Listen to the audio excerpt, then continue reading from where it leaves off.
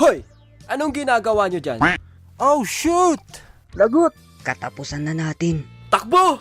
Dahil nag-umpisa na ang face-to-face classes, ay tuturuan ko kayo kung paano mag-cutting.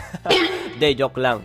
Ngayon ay pag-uusapan natin kung ano-ano ang mga dahilan kung bakit nga ba tayo nagka-cutting. Isang reason ko dati, nung bata ako, nahiligan ko manood ng anime at cartoons. Anime na naman.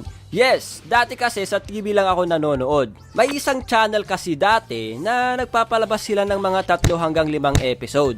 Syempre, dahil ganun kadami na episode ang pinapalabas, para sa akin sulit na yon. So dahil gusto ko matutukan yung istorya ng pinapanood ko, hindi ko talaga pinapalagpas. Tumatakas ako sa klase at dumidiretso pa uwi ng bahay. Meron pa nga yung time na abutan ako ng tatay ko. Bakit andito ka? Wala ka bang pasok?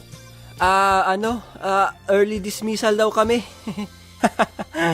Nagsinungaling pa ang potik. Kaya sa mga parents dyan, huwag maniniwala agad pag sinabi ng anak nyo yon. Online games. Napakasarap maglaro mga min. Ipaparanas nito kung paano maging malakas.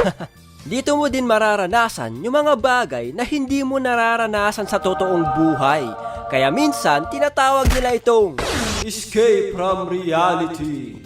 Yung wala kang jowa sa totoong buhay, pero yung karakter mo sa online games, magkakajowa. Diba? Dahil medyo na-addict ako sa paglalaro ng online games. Wow, medyo ha. Isa yan sa dahilan kung bakit ako nagkakating. Pre, may event daw mamaya. 10 times XP boost daw. Makaka-level up tayo ng mabilis. Tsaka magaganda daw boss drop.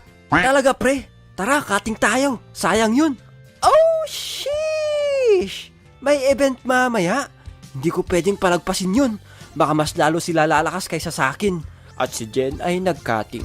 Dahil wala akong personal computer dati, computer shop ang isang naging takbuhan namin kapag nagka-cutting kami. Bakit mo kinikwento yan? Baka gayahin ng mga bata. Oo nga no. Wait, lagyan ko ng ganito.